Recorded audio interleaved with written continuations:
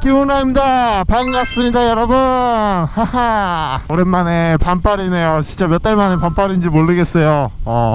그만큼 날씨가 많이 따뜻해졌다는 증거겠죠.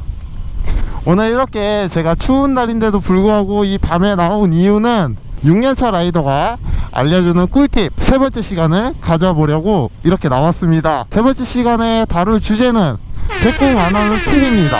이건 개인적으로 저의 주관이 너무나도 많이 들어간 팁이기 때문에 제 말을 듣는다 해갖고 제 꿈을 안 하는 건 아니고요. 그래도 일정량은 감소시킬 수 있는 효과를 가질 수 있다는 점을 참고해 주시고 영상을 봐주셨으면 좋겠습니다. 제 꿈 안 하는 팁에 대해서 알려드리도록 하겠습니다. 흔히 라이딩을 나가게 되면은 엄청난 불안한 상황이 찾아오기 마련이죠. 그때마다 우리는 순간순간 잘 대처를 해 나가야지 안전한 라이딩을 하실 수 있습니다. 제가 제 기준에서 제가 곰곰이 생각을 해봤어요. 우리 라이더들이 흔히 어떤 상황에서 제자리 공을 많이 할까 굉장히 많이 고민을 했어요.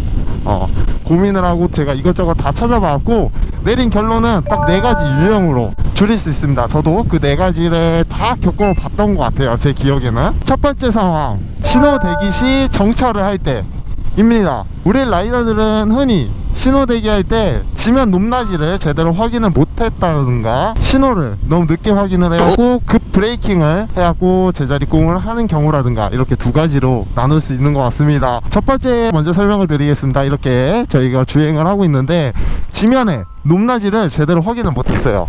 지면의 높낮이를 제대로 확인 못하고 정차 후 다리를 내렸어요. 근데 왼쪽이랑 오른쪽이랑 높이가 틀려요. 그렇게 되면 어떻게 되겠습니까? 높이가 낮은 쪽으로 더 기울게 되겠죠? 그 무게 때문에 또 깜짝 놀래갖고 제자리 공을 하는 경우가 많더라고요. 그런 상황일 때는 어떻게 대처하면 좋을까요? 라고 물어보신다면은 결론적으로 좀 따져보자면은 지면의 높낮이를 항상 확인을 하고 정차를 하시는 습관을 가지셔야 됩니다. 지면을 제대로 확인하고 정차를 하시면은 그 상황에서는 제자리 공을 피하실 수 있습니다. 두 번째 상황, 급 브레이킹을 할 때 우리 초보 라이더분들이나 입문자 라이더분들이 이제 급 브레이크를 할 때 너무 당황한 나머지 브레이크에만 너무 신경을 쓴 거예요. 브레이크에만 너무 신경을 쓴 나머지 발 내려놓는 걸 깜빡합니다. 그래갖고 제자리 공을 하는 경우도 있습니다. 그때는 어떻게 대처하면 좋을까요? 이제 일정 속도가 되면 발을 내리는 그런 연습을 자주 하셔야 됩니다. 그러니까 저속 구간으로 좀 연습을 많이 하셔야 됩니다. 발 내리는 상황을 자연스럽게 좀 캐치하실 수 있을 거라고 보고 있습니다. 자, 그럼 두 번째 상황으로 넘어가 보도록 하겠습니다. 두 번째 상황은 주차 시에 제자리 공을 많이 하는 것 같습니다. 주차 시에도 뭐 여러가지 이유가 있지만 가장 첫 번째는 앞서 말한 것과 같이 지면의 높낮이, 언덕길이나 내리막길 그냥 엔단 놓고 주차를 하는 경우입니다. 이거는 이제 숙련된 라이더분들이라면은 아시고 있는 사항이에요. 오토바이에는 자동차와 틀리게 사이드 브레이크가 없습니다. 파킹 브레이크도 없고요. 그렇기 때문에 항상 엔단을 놓고 스탠드를 내려놓고 주차를 하게 됩니다. 내리막길이나 오르막길에서는 관성 법칙에 의해서 바이크가 움직이게 되죠. 스탠드를 세웠는데도 불구하고 말이죠. 그렇게 되면은 제자리 공을 하는 것 같습니다. 그럴 때 어떻게 좀 대처를 하면 좋을까요? 라고 물어보신다면은 개인적으로 1단 주차를 하시는 걸 권장드립니다. 1단 주차는 1단이라는 기어가 들어가 있기 때문에 일정량 움직이게 되면은 자연스럽게 움직이는 구동을 멈추게 됩니다. 1단 주차를 생활화하시게 되면은 또 좋은 점이 있어요. 누가 테러를 할 때도 바이크가 어차피 안 움직이니까 테러를 못 하는 거죠. 실제로 이런 사례도 있었습니다. 1단 주차를 이제 자주 하시는 분이셨는데 누가 바이크를 훔쳐가기 위해서 지하주차장에 들어오셨나봐요. 핸들락이 안 걸려 있는 걸 확인하고 바이크를 가져가려고 했어요. 가져가려고 했는데 앞뒤로 안 움직이니까 너무 당황한 거예요. 그래갖고 그냥 두고 도망을 쳤습니다. 근데 알고 보니까 그 차주분께서는 1단 주차를 해놓고 이동하신 상태였습니다. 그러기 때문에 바이크가 앞뒤로 안 움직였던 거죠. 그것처럼 1단 주차는 생활할수록 오히려 더 유용한 점이 많습니다. 그리고 두 번째는 좀 안타까운 부분인데 지면이 무너져 내리는 경우입니다. 우리는 이제 흔히 어디 투어를 가게 되면은 흙바닥이거나 자갈바닥에 주차를 부득이하게 하는 경우가 생깁니다. 그때마다 스탠드를 세워놓고 이동하게 되죠. 스탠드를 세워놓고 이동하게 되면은 투어러 계열이나 멀티퍼퍼즈 계열 같은 경우에는 스탠드 넓이 자체가 넓기 때문에 제자리공 하는 일은 없습니다. 하지만 레플레카나 네이키드나 아니면은 스쿠터 차량 같은 경우에는 스탠드 면적이 좁기 때문에 지면이 무너져 내리는 경우가 많습니다. 그럴 때는 어떻게 대처하면 좋으냐, 저 같은 경우에는 흙바닥이나 자갈바닥에 주차를 부득이하게 할 경우에는 근처에 평평한 나무라든가 아니면은 좀 널찍한 평평한 돌을 주워와서 스탠드 밑에 받쳐 놓습니다. 스탠드의 넓이를 임의적으로 늘려놓는 거죠.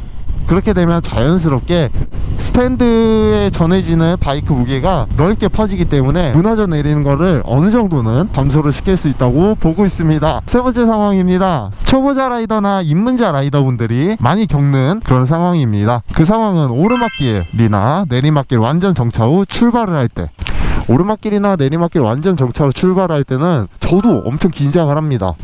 좁은 골목길이나 아니면 언덕길 위에 있는 신호를 받게 되면 우리는 오르막길에 이제 멈추게 되죠. 그리고 출발을 하게 되고, 또 내리막길도 마찬가지로 그렇게 출발을 하게 됩니다. 오르막길 같은 경우에는 이제 많이들 하는 실수가 엑셀을 감고 클러치를 놓습니다. 놓는 순간 RPM이 너무 올라간 나머지 순간적으로 덜컹거립니다. 기어가 순간적으로 엇물리게 되는 상황이죠. 그때 너무 당황한 나머지 브레이크를 잡습니다. 브레이크를 잡게 되면은 배기량이 높은 차량일 경우 브레이킹 능력이 엄청나겠죠. 그걸 대처를 못하고 제자리공을 하는 경우도 있습니다. 이제 언덕길 출발을 할 때는 어떻게 좀 하면 좋으냐, 그 부분에 대해서 얘기를 해보도록 하겠습니다. 언덕길 출발할 때 저 같은 경우에는요, 브레이크를 잡고 있는 상태에서 클러치를 일정량 놓습니다. 그럼 덜덜 떨려요, 차량이. 그렇게 되고 브레이크를 놓으면은 언덕길에서는 이게 지금 평지여갖고 앞으로 가는데 언덕길에 딱 멈춰있는 그 클러치 양이 있습니다. 그때 스로틀을 살짝 감아줍니다. 그렇게 해갖고 저는 출발을 해요, 항상. 아니면은 스로틀을 당겨 놓고 클러치랑 브레이크를 한 번에 확 떼버리는 경우도 있는데, 그런 경우는 거의 흔치는 않아요. 대체적으로 앞에 전자 상황을 좀 많이 이용을 합니다. 그렇게 출발하면 조금 더 스무스하고 천천히 출발할 수 있는 것 같습니다. 그리고 내리막길에서는 어떻게 대처를 해야 되냐, 이제 브레이크를 잡고 클러치를 잡고 저희는 이제 가겠죠. 이제 신호가 바뀌었어요, 아니면 차가 이제 비켜갔어요. 출발해야 돼요. 그럼 앞브레이크를 살살 놓으면서 속도를 붙입니다. 그때 클러치도 살살 놓으면서 엔진 브레이크도 살짝 걸어 놓습니다. 그러고 스로틀을 당겨갖고 적정 RPM에서 기어를 변경합니다. 그런 방법으로 대처를 합니다. 총 상황은 제가 세 가지를 설명드렸고요. 여러분들은 어떻게 대처하는지 정말로 궁금하네요. 저는 제 방법대로 하면은 대체적으로 이런 상황에서는 거의 다 제자리공을 피할 수 있는 것 같습니다.